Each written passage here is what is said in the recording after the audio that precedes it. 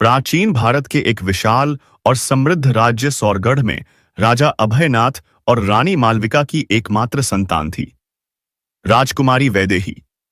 वैदेही का सौंदर्य अनुपम था। उसके नेत्र कमल के समान, कांति चंद्रमा जैसी और वाणी मधुर वीणा की तरह थी। किंतु केवल रूप ही नहीं, वह विद्याशील और करुणा में भी अनुपम थी। राजमहल में उसका पालन पोषण अत्यंत लाड़ प्यार से हुआ, परंतु उसके माता पिता ने उसे जीवन के संस्कार भी दिए।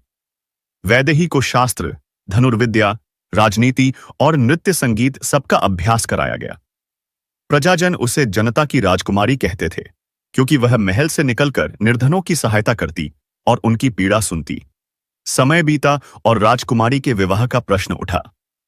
दूर दूर से संदेश आने लगे। अंततः राजा अभयनाथ ने पड़ोसी राज्य अर्जुनगढ़ के युवराज वीरेंद्र का प्रस्ताव स्वीकार किया। वीरेंद्र साहसी, विद्वान और धर्मप्रिय था। दोनों राज्यों के बीच यह विवाह राजनीतिक दृष्टि से भी लाभकारी था। विवाह की तिथि निश्चित होते ही सौरगढ़ में उत्सव का वातावरण छा गया। गलियों में रंग बिरंगी पताकाएं लहराने लगीं। महल दीपमालाओं से जगमगाने लगा। नर्तक गायक अपनी तैयारी में जुट गए। प्रजाजन भी हर्षोल्लास से भरे थे। राजकुमारी वैदेही के मन में उत्साह और चिंता दोनों ही भाव उमड़ रहे थे। वह अपने घर आंगन को छोड़कर एक नए जीवन की ओर बढ़ने वाली थी। मां रानी मालविका उसे बार बार समझाती, बेटी, ससुराल एक नया घर होता है। वहां तुम्हें अपनी मधुर वाणी और संस्कारों से सबके दिल जीतने होंगे। वैदेही मौन मुस्कान देती, परंतु उसके हृदय में विदाई की कसक बार बार उठती। निर्धारित दिन पर विवाह संपन्न हुआ।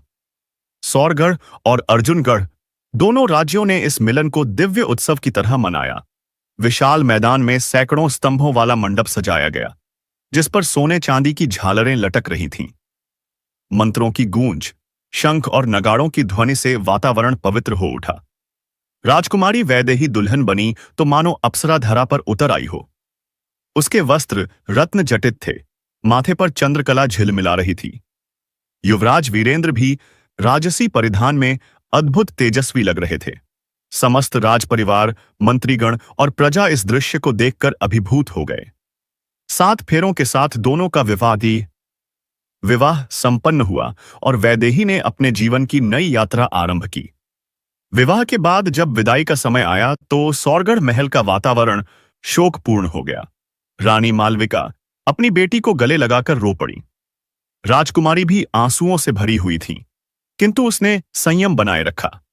उसने माता पिता के चरण छुए और कहा, आपके संस्कार ही मेरे जीवन की सबसे बड़ी पूंजी हैं।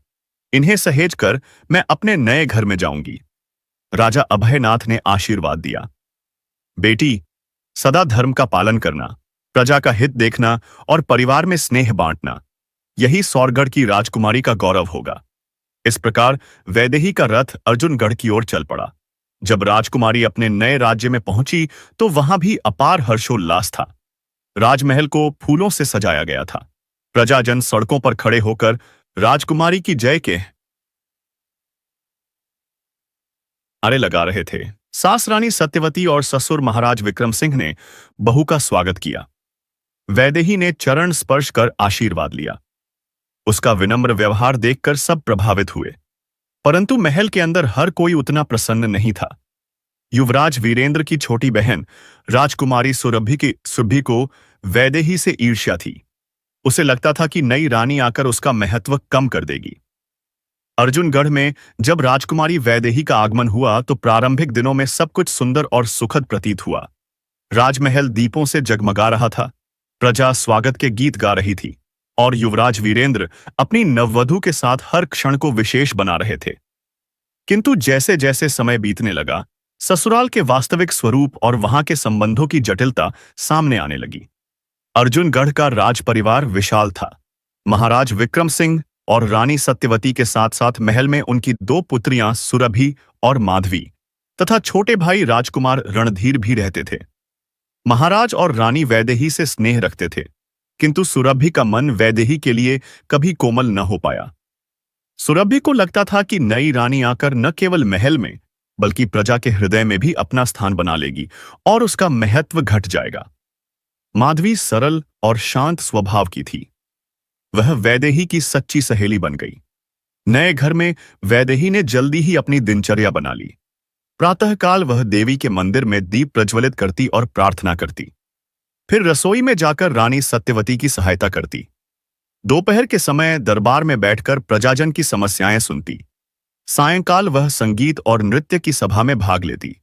उसका व्यवहार इतना संतुलित और मधुर था कि धीरे धीरे पूरा महल उस प्रभावित होने लगा। कुछ ही महीनों बाद अर्जुनगढ़ में एक गंभीर समस्या खड़ी हुई। पड़ोसी राज्य कुंतलगढ़ के व्यापारी अर्जुनगढ़ के दरबार में आकर शिकायत करने लगे कि सीमा पर डाकुओं का आतंक बढ़ गया है। महाराज विक्रम सिंह ने युवराज और दरबारियों के साथ साथ वैदेही को भी आमंत्रित किया। यह पहली बार था जब वैदेही को राजकीय मामलों पर बोलने का अवसर मिला। कई मंत्री अपने अपने विचार रख रहे थे। कोई कहता सीमा पर सेना बढ़ा दी जाए, कोई कहता व्यापारियों से कर वसूला जाए ताकि सेना का खर्च निकले। तब वैदेही ने शांत स्वर में कहा, महाराज, समस्या केवल डाकुओं की नहीं है। डाकू वहीं बढ़ते हैं जहां प्रजा भूखी और असंतुष्ट होती है। यदि हम सीमा के गांवों में अन्न और सुरक्षा देंगे तो डाकुओं की संख्या अपने आप घटेगी। हमें सैनिकों के साथ साथ प्रजाजन का भी मन जीतना होगा। उसकी यह बात सबको गहरी लगी। महाराज ने उसकी बुद्धिमत्ता की प्रशंसा की और उसके सुझाव पर कार्य करने का आदेश दिया। कुछ ही महीनों में डाकुओं का आतंक कम हो गया और सीमा के गांव फिर से सुरक्षित हो गए। प्रजा कहने लगी, नई रानी के आने से राज्य में शांति और समृद्धि बढ़ी है। यह सुनकर वैदेही के मान सम्मान में वृद्धि हुई, लेकिन सुरभि के मन में ईर्ष्या और गहरी हो गई। एक दिन सुरभि ने अपनी सखी से कहा, वैदेही को सब लोग पूज रहे हैं। यदि यही चलता रहा तो मेरे अस्तित्व का क्या होगा? कुछ करना ही होगा। उसने धीरे धीरे दरबार के कुछ स्वार्थी मंत्रियों को अपने पक्ष में कर लिया। वे मंत्री पहले से ही युवराज वीरेंद्र और महाराज विक्रम सिंह की लोकप्रियता से जलते थे। उन्हें वैदेही का प्रभाव और भी खलने लगा। एक दिन जब राजमहल के कोषागार से कुछ स्वर्ण मुद्राएं गायब हो गईं, तो उन मंत्रियों ने षड्यंत्रपूर्वक दोष वैदेही पर डाल दिया। उन्होंने रानी सत्यवती और महाराज विक्रम सिंह के सामने कहा, महाराज, यह कार्य किसी बाहरी का नहीं, अंदर के ही किसी व्यक्ति का है, और चोरी के समय राजकुमारी वैदेही को उसी दिशा में जाते देखा गया था। सुनते ही महल में सनसनी फैल गई।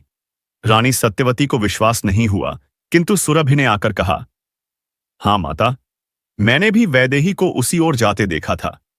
यह सुनकर वैदेही स्तब्ध रह गई। वह बोली, माता, यह असत्य है। मैंने सदैव सत्य और धर्म का पालन किया है।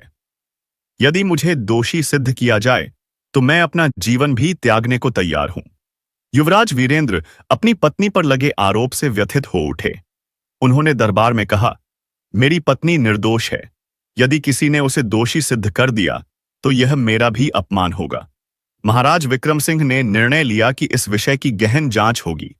जांच के लिए दरबार के योग्यतम सैनिक और विद्वान नियुक्त किए गए। उन्होंने कोषागार की दीवारों की जांच की और वहां एक गुप्त सुरंग का पता लगाया। सुरंग से पता चला कि चोर बाहर से आए थे और कुछ भ्रष्ट मंत्रियों की मिलीभगत से यह कार्य हुआ। जब सबूत सामने आए तो सच्चाई खुल गई। दोषी मंत्री पकड़े गए और सुरभि का षड्यंत्र भी उजागर हो गया। महाराज ने वैदेही से क्षमा मांगी और कहा, बेटी, तुम्हें गलत समझकर हमने बहुत बड़ी भूल की। तुमने अपनी मर्यादा और धैर्य से साबित कर दिया कि तुम सच्ची रानी हो। वैदेही ने विनम्र स्वर में कहा, महाराज, मेरा उद्देश्य किसी को दोष देना नहीं बल्कि राज्य का हित है। मैं चाहती हूं कि भविष्य में कोई निर्दोष इस प्रकार कलंकित न हो। उसकी करुणा और विशाल हृदय देखकर सब उसकी प्रशंसा करने लगे। सुरभि अब अपने अपराध से लज्जित थी। उसने वैदेही के चरण पकड़कर रोते हुए कहा, भाभी, मेरी ईर्ष्या ने मुझे अंधा कर दिया था। आप सागर जैसी विशाल हैं, कृपया मुझे क्षमा करें। वैदेही ने उसके आंसू पोंछे और कहा, बहन, मनुष्य से भूल हो सकती है। यदि हम मिलकर राज्य का कल्याण करें तो यही सबसे बड़ी सफलता होगी। उस दिन से सुरभि के हृदय का कठोरपन धीरे धीरे पिघलने लगा। वैदेही ने अपनी ऊर्जा प्रजा की सेवा में लगा दी। उसने राजमहल के पास एक अन्न क्षेत्र खुलवाया, जहां निर्धनों को निःशुल्क भोजन मिलने लगा।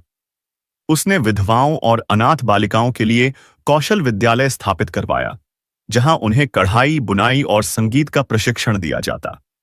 प्रजा उसे मां वैदेही कहने लगी। लोग दूर दूर से आकर उसका आशीर्वाद लेते। युवराज वीरेंद्र और वैदेही का संबंध भी दिन ब दिन गहरा होता गया। वीरेंद्र कहते, वैदेही, जब मैंने तुम्हें पहली बार देखा था, तभी जान लिया था कि तुम केवल मेरी पत्नी ही नहीं, बल्कि इस राज्य की आत्मा बनोगी। वैदेही उत्तर देती, राजन, पत्नी का कर्तव्य पति की छाया बनना है।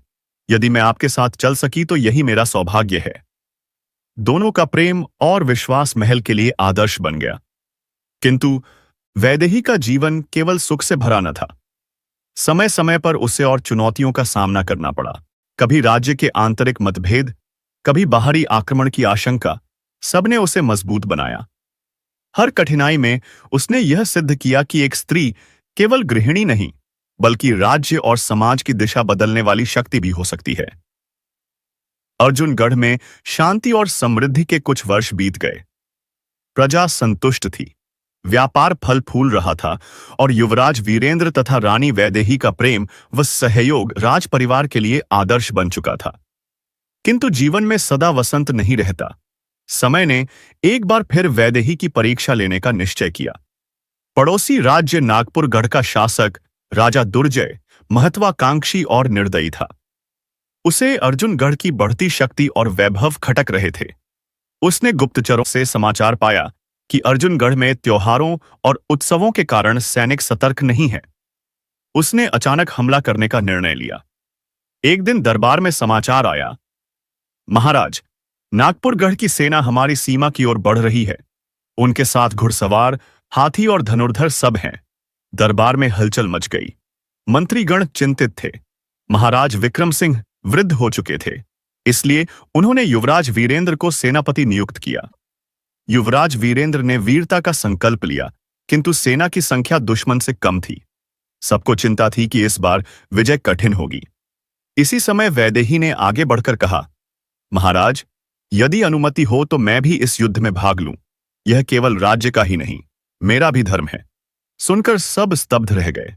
एक रानी युद्ध भूमि में, लेकिन वैदेही का दृढ़ स्वर सबको प्रभावित कर गया। वैदेही ने सैनिकों के उत्साह को बढ़ाने का कार्य संभाला। वह गांव-गांव जाकर प्रजाजनों से कहने लगी, यह राज्य केवल राज परिवार का नहीं, आप सबका है। यदि आप खड़े होंगे तो कोई भी शत्रु हमें हरा नहीं सकेगा। उसकी बातें सुनकर किसान, व्यापारी और सामान्य लोग भी आगे आए। उन्होंने अनाज, हथियार और यहां तक कि अपने बैल घोड़े तक सेना को समर्पित कर दिए। रानी ने स्त्रियों की भी टोली बनाई। उन्होंने घायलों की सेवा, भोजन पकाने और तीर धनुष चलाने तक का अभ्यास किया। इस प्रकार अर्जुनगढ़ की जनता और राज परिवार एक साथ खड़े हो गए। युद्ध का दिन आ गया। विशाल मैदान में दोनों सेनाएं आमने सामने थीं। एक ओर दुर्जय की लाखों की सेना, दूसरी ओर अर्जुनगढ़ की छोटी किंतु उत्साही सेना। वैदेही ने कवच धारण किया, हाथ में धनुष उठाया और घोड़े पर सवार हुई। उसकी आंखों में अडिग साहस झलक रहा था। वह सैनिकों से बोली, भाइयों, आज यह युद्ध केवल भूमि या राज्य का नहीं, हमारे अस्तित्व और सम्मान का है। यदि हम एकजुट रहे तो विजय निश्चित है। उसकी वाणी से सैनिकों का उत्साह दोगुना हो गया। नगाड़ों की गड़गड़ाहट के साथ युद्ध शुरू हुआ। तीरों की वर्षा, तलवारों की टकराहट और हाथियों की गर्जना से धरती कांप उठी। युवराज वीरेंद्र अग्रिम पंक्ति में दुश्मनों से भिड़ गए। वैदेही ने भी अपने धनुष से कई शत्रुओं को परास्त किया। उसकी वीरता देखकर मित्र और शत्रु सभी चकित रह गए। युद्ध कई दिनों तक चला। दुर्जय ने रणनीति बदलकर रात के समय अचानक हमला किया। अर्जुनगढ़ की सेना थक चुकी थी। वीरेंद्र घायल हो गए। सैनिकों का मनोबल टूटने लगा। तभी वैदेही आगे बढ़ी। उसने घायल पति को संभाला और सेना से पुकारा, यदि आज हम पीछे हटे तो हमारे बच्चों का भविष्य अंधकारमय होगा। वीरेंद्र घायल हैं, पर मैं यहां हूं। जो वैदेही के साथ है वह रणभूमि में खड़ा हो जाए। उसकी पुकार ने मरते जागते सैनिकों में नया उत्साह भर दिया। सबने फिर से शत्रु पर आक्रमण कर दिया। वैदेही ने अपनी रणनीति से सेना को दो भागों में बांटा। एक भाग सामने से आक्रमण करता रहा, दूसरा भाग गुप्त मार्ग से दुश्मन के पीछे पहुंच गया। अचानक पीछे से हुए आक्रमण ने दुर्जय की सेना को हिला दिया। सैनिक घबरा गए और भागने लगे। अंततः नागपुरगढ़ की सेना परास्त हो गई और दुर्जय बंदी बना लिया गया। जब युद्ध समाप्त हुआ तो अर्जुनगढ़ में उत्सव छा गया। प्रजा सड़कों पर नाचने गाने लगी।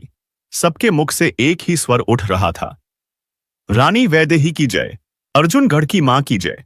महाराज विक्रम सिंह ने गर्व से कहा, आज हमारी बहू ने सिद्ध कर दिया कि वह केवल रानी ही नहीं, इस राज्य की रक्षा कवच है। युवराज वीरेंद्र ने वैदेही का हाथ पकड़कर कहा, तुमने न केवल मेरा साथ दिया बल्कि पूरे राज्य का भविष्य बचा लिया। तुम्हारा ऋण मैं कभी नहीं चुका सकता। विजय के बाद भी वैदेही का हृदय करुणा से भरा रहा। उसने दुर्जय को क्षमा कर दिया और कहा, राजन, युद्ध से किसी का भला नहीं होता। यदि आप सच्चे शासक बनना चाहते हैं तो अपनी प्रजा के सुख दुख का ध्यान रखें। दुर्जय उसकी महानता से प्रभावित हुआ और संधि का वचन देकर लौट गया। समय बीता। अर्जुनगढ़ वैदेही और वीरेंद्र के नेतृत्व में स्वर्ण युग में प्रवेश कर गया। प्रजा सुखी और सुरक्षित थी। मंदिरों और विद्यालयों का निर्माण हुआ। स्त्रियों और गरीबों के उत्थान के लिए नई योजनाएं बनी। वैदेही को लोग केवल रानी नहीं, मां वैदेही कहकर सम्मानित करने लगे। जब वैदेही वृद्धावस्था में पहुंची तो उसने एक सभा में कहा, जीवन का सबसे बड़ा धर्म केवल अपने लिए नहीं, दूसरों के लिए जीना है। यदि हर स्त्री अपने घर परिवार और समाज में स्नेह, त्याग और साहस लाए तो संसार स्वर्ग बन सकता है। उसकी बातें पीढ़ियों के लिए आदर्श बन गईं। दोस्तों, इस प्रकार राजकुमारी वैदेही ने विदाई से लेकर षड्यंत्रों और युद्ध तक हर परीक्षा को साहस, बुद्धिमत्ता और करुणा से पार किया। वह केवल राजकुमारी से रानी नहीं बनी, बल्कि एक युग की प्रेरणा बन गई।